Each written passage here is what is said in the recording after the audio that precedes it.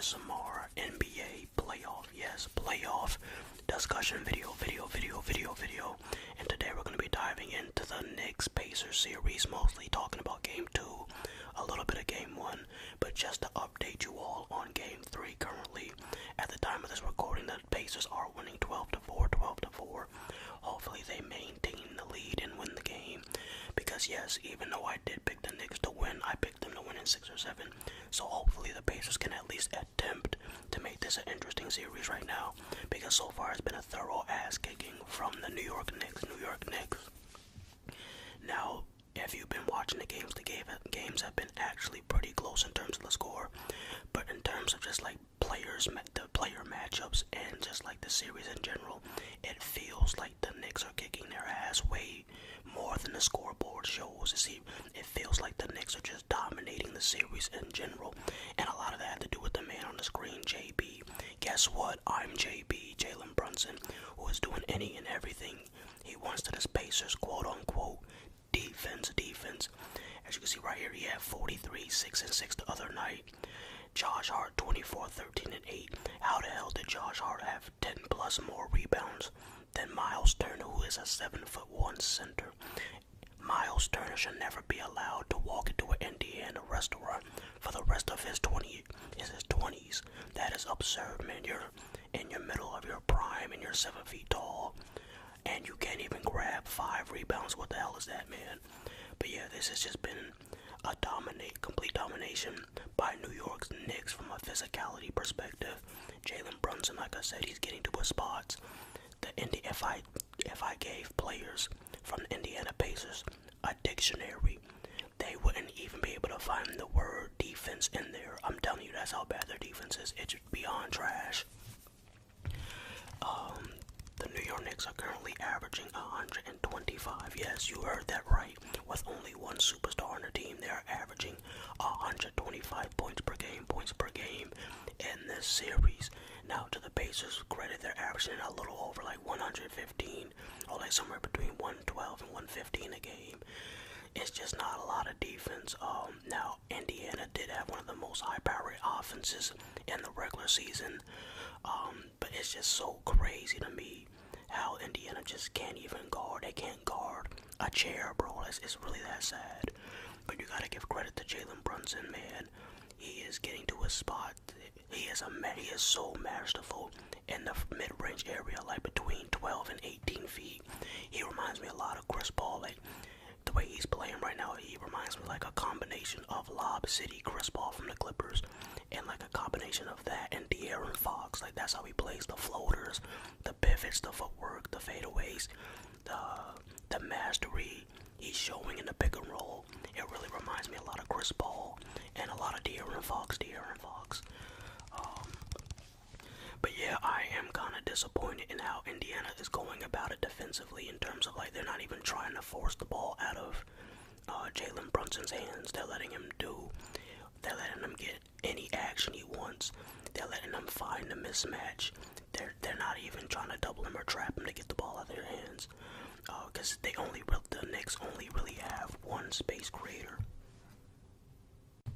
At least try to let DiVincenzo beat you off the dribble as a playmaker rather than getting bullied by Jalen Brunson for 48 minutes. But yeah, man, Jalen Brunson, he's killing it. He's actually playing like the second best player in the entire league. Chill out with that. He's not number 1. Ant-Man's number 1. He's playing the best.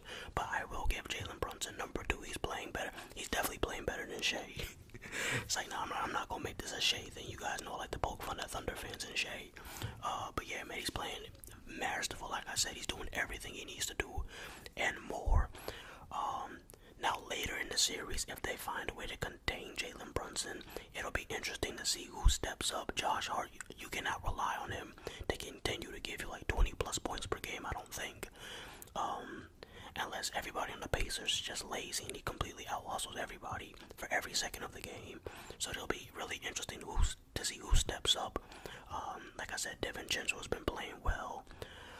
I'm actually really happy for him, because when he was with the Warriors, I expected a lot more out of him, but he was not delivering in that situation. So I'm glad he found like a home.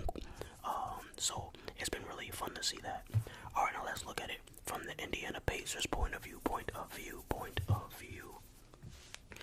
Alright, so let's start off. Alright, Tyrese Halliburton, it's apparent that he is still injured. I know he's been dealing with a couple injuries towards the end of the regular season, and now apparently he has a bad back.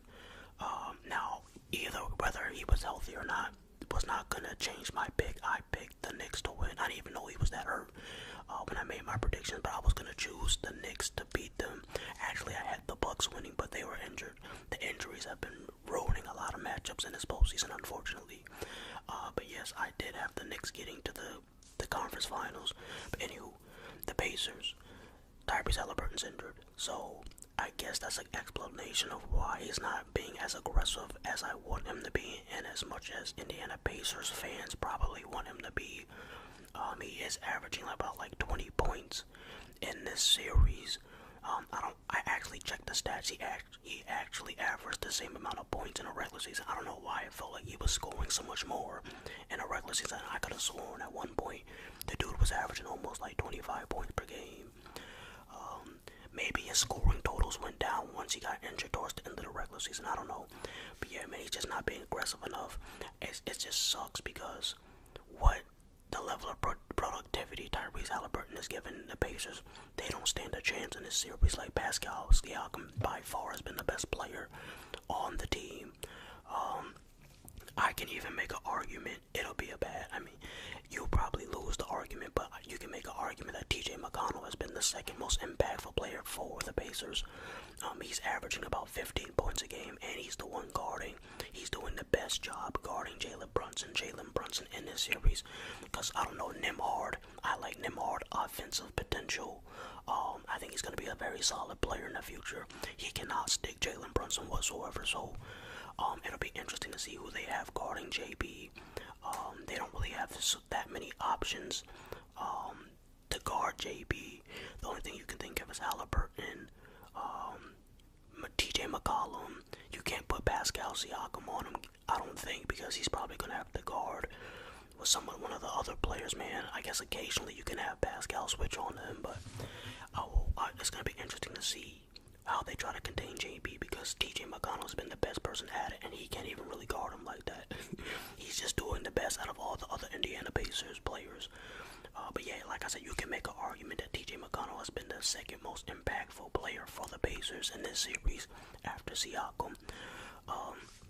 He was definitely the second most impactful player last game, because I didn't get nothing from Tyrese. I think he made like a couple threes in the second half, but that's about it. But like I said, he does have a lower back strain or whatever the back problem is. So hopefully he is more healthy in tonight's game than he has been in the previous series and in the first two games of this series. But now let's talk about Pascal Siakam a little bit. He is balling, man. He's their leading scorer. He's their best interior defender. And he's doing a decent job on the boards. Way better than Miles Turner. Like I said, how the hell did Miles Turner, 7 feet tall, and he can't even grab 5 rebounds? That is actually, I was in shock when that happened. But Pascal Siakam, he's doing a good job. I think he needs to be a little bit more physical. He needs to fight for possession of the ball in terms of like where he catches the ball at. He needs to try to catch the ball closer to the basket, around the same place Jalen Brunson. He likes to operate with the ball, which is the mid-range. Try to get him, because he loves that when he gets in that mid-range area, I said Oreo. When he gets in that mid-range area, his mid-range game is nice. He has the fadeaways, the footwork, the size.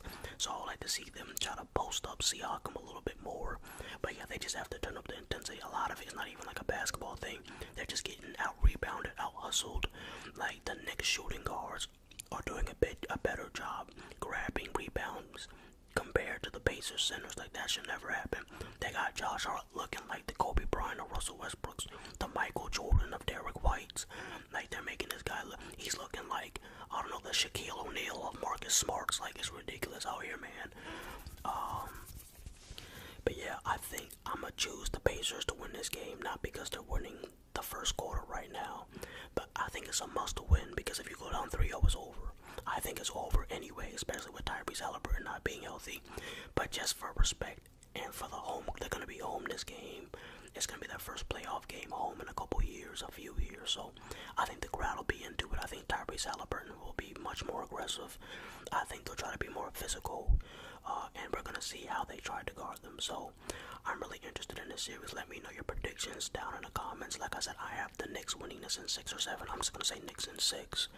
And my next video after I drop a Madden video, because I am gonna drop the Madden video probably tomorrow, probably either tomorrow morning or tomorrow afternoon. But my next video after the Madden video will probably be a recap of all the predictions we had of the postseason up to this point. If I'm correct, I believe I've only gotten one series wrong, which is the Timberwolves series. I know I chose the Bucks to beat the Pacers, but I told you that doesn't count if the best 2 players for the Bucks aren't playing. So I think technically all I got is one series wrong, which is the Timberwolves. I don't know how I underestimated the player I'm saying is the next Michael Jordan, but somehow I did. But thank you so much for watching. I'll get you in the next video, and I'm out. Peace.